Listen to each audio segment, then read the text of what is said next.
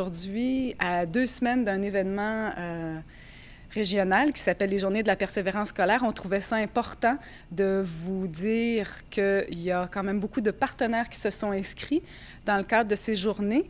Et c'était le temps de faire connaître les activités, petites et grandes, qui vont se mener durant la semaine du 14 au 18 février. Il faut spécifier que c'est la 3e édition des Journées de la persévérance scolaire dans la Naudière.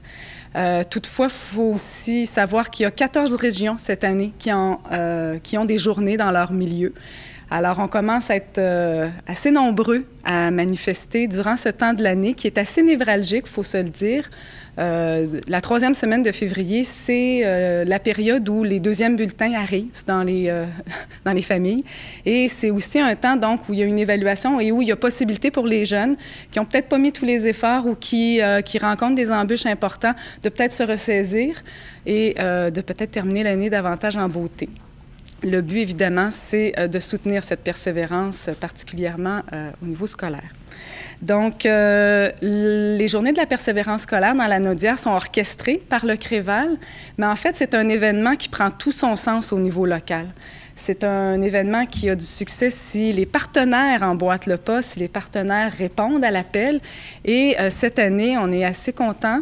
À la date du 27 janvier, on avait 203 partenaires inscrits de tous les secteurs. C'est ce qui est intéressant aussi de voir.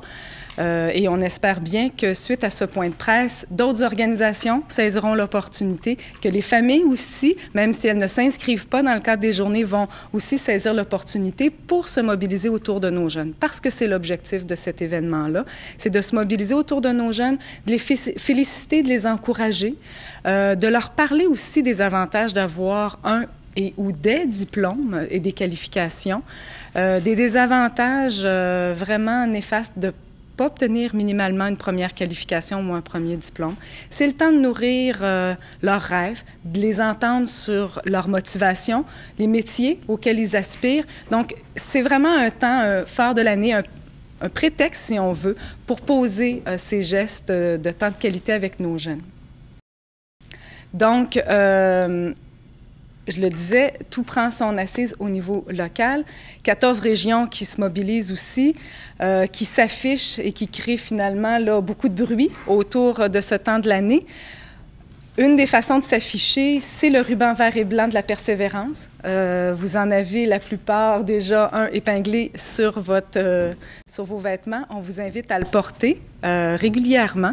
En fait, c'est un symbole que la Naudière a créé en 2008 et c'est devenu le symbole commun à toutes les régions qui font des journées de la persévérance scolaire. C'est un produit qu'on dit « made in la Naudière », hein, en bon québécois. Oui, c'est un produit qui est fait ici chez Cerlan par une entreprise d'insertion qui embauche des personnes ayant divers handicaps. Donc, ce sont des persévérants qui ont produit les 185 000 rubans qui circulent partout au Québec. Donc, il faut s'en enorgueillir, il faut le porter fièrement. Alors, on trouvait ça important de vous dire que parmi les 203 partenaires qui s'investissent, l'ensemble des écoles secondaires de la région se sont inscrits. La moitié des écoles primaires ont emboîté le pas. Des employeurs qui sont déjà dans le mouvement Osez Jeunes ont aussi répondu à l'appel. Il y a des gens, évidemment, là, du secteur de la santé, de l'emploi, du milieu communautaire aussi, qui réalisent des activités dans le cadre des journées.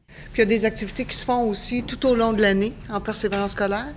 Et dans les activités que je vais vous nommer, ce que je veux surtout mettre en relief, c'est que ça se fait pas tout seul. Ça se fait avec des partenaires du monde scolaire, avec des intervenants, avec des organismes. Spécialement, tantôt vous parliez, Madame de Barthélemy-Joliette, qu'il y a des ateliers travail-études. Et ce sont des ateliers qui sont donnés depuis 2 ans déjà, qui sont partis à l'aide d'ateliers mis sur pied par le Créval, qui ont été promenés dans toutes les écoles. Et vous savez qu'il faut les booker pour que nos intervenants de chez nous puissent aller juste faire un calendrier de réalisation. Et les 2 semaines de persévérance, c'est vraiment les semaines cibles pour accueillir nos intervenants dans les écoles. Donc, cette semaine, il y aura beaucoup d'ateliers conciliation travail-études. Ça vise surtout les secondaires 4. On s'en va aussi beaucoup à l'éducation des adultes avec ces ateliers-là. En fin de compte, pour un jeune en secondaire 4 qui a souvent son premier emploi, c'est une nouvelle réalité. On se souvient tous de notre premier chèque de paye. On peut acheter ce qu'on veut. On a une relation avec un employeur. On a des parents qui réalisent que les enfants aussi doivent aussi travailler à l'école. Il y a toutes sortes de relations qu'il faut tenir compte. C'est un changement dans la vie d'un jeune. Il y a des choses qui sont à risque. Il faut être vigilant. Alors, dans ces ateliers-là, qu'on donne, nous, sous forme d'ateliers interactifs, le prof est présent. C'est riche en informations. C'est-à-dire que les jeunes ont des questionnaires adaptés aux adultes qui n'ont pas le même questionnaire. On l'a bonifié au fil du temps avec les commentaires qu'on recevait des étudiants. Et avec un système ActiVote, on lui pose des questions, puis là, c'est anonyme. Fait qu'il répond. Exemple... combien tu mets de temps par semaine en dehors de l'école sur tes devoirs ou tes études? Fait que là, il y en a, je sais pas, 20 dans la classe qui vont dire en moyenne 2 heures. Il y en a un qui va me dire 10 heures. L'autre, il y en a 4 qui vont dire je mets rien par temps. Mais c'est anonyme. Fait que le monde se regarde, se demande c'est qui met 10 heures? Oh, moi, je suis pas mal dans la gang du monde. Le prof qui voit comment ça se passe dans sa classe. OK. Fait que sur toutes les questions, c'est riche en informations sur la réalité de commencer à travailler puis d'aller aux études. Fait que c'est un atelier qui est fort apprécié, qui se donne tout au cours de l'année, mais qui va avoir un achalandage pour les 2 prochaines semaines.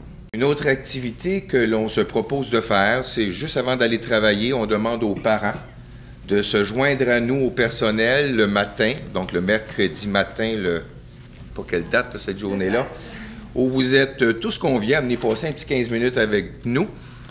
On demande aux parents, en venant conduire les enfants ou en allant au travail, d'arrêter à l'école et ne pas leur dire. Et on leur fait une immense aide d'honneur. L'année passée, on était environ une centaine de parents, et on accueille les enfants à la descente de l'autobus qui tombent tout de suite dans la haie d'honneur. On les encourage avec des crécelles, des cris, des applaudissements, puis on ne dit pas aux enfants pourquoi.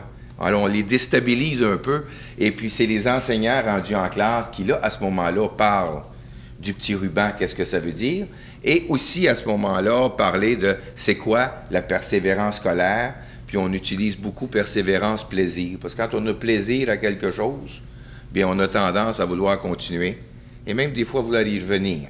Parce que là, je vous écoute, il y a des intervenants qui travaillent avec mes enfants ici, là, auprès de différentes écoles. Ça vient me chercher. Écoutez, regarde, fréquemment, on doit avoir une persévérance et on doit parler à nos enfants. Moi, je leur en parle de façon régulière, tous les jours. Et quand je vois des gens comme vous autres qui intervenez directement auprès de ceux qui ont de la difficulté, je me sens bien petit comme élu pour venir vous dire de continuer, parce que vous le faites d'abord très bien.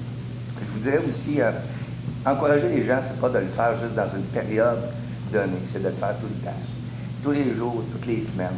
Et mes 2 gars sont quand même âgés de 15 ans et 13 ans, donc ils sont vraiment dans cette période critique de leur évolution scolaire, et ça vient me chercher comme père. Fait que c'était pour ça qu'aujourd'hui, je voulais être présent comme représentant de la ville, mais surtout comme papa. Et comme papa, parce que les garçons sont surtout interpellés par ça. 43% de nos jeunes garçons sortent après 7 ans sans diplomation. Moi, je fais ouf. Ça veut dire que parmi les 4 sur 10 qui finiront peut-être pas, c'est peut-être les gars, donc je ne lâcherai pas. Le petit coupon, le petit ruban, je vais le porter, bien sûr, mais il faut, je pense qu'il faut, d'ailleurs, vous l'avez présenté tantôt, de faire intervenir les parents à l'intérieur de ça, pas juste les professionnels, le papa et la maman proches de leurs enfants. Et j'en ai encore parlé hier avec mon gars, que j'avais à présenter quelque chose aujourd'hui. Puis j'avais écrit plein de choses, mais je pense que l'important, c'est d'être près de nos enfants. Donc, en fait, pour clore, je pense que ça illustre bien le propos de Bridgestone qui, dans la cafétéria, sollicite les parents. Si les médias en parlent, si à l'école, on envoie une lettre aux parents, à un moment donné, là, le message, là, il va être tellement entendu qu'il y a un courant assez fort qui va entraîner de plus en plus de gens dans un sillon très clair que la réussite scolaire, c'est important. L'obtention d'un premier diplôme, d'une première qualification, il faut maintenir le cap et que tout le monde peut jouer un rôle. Donc, je pense que vraiment, là, l'illustration, elle est très, très claire.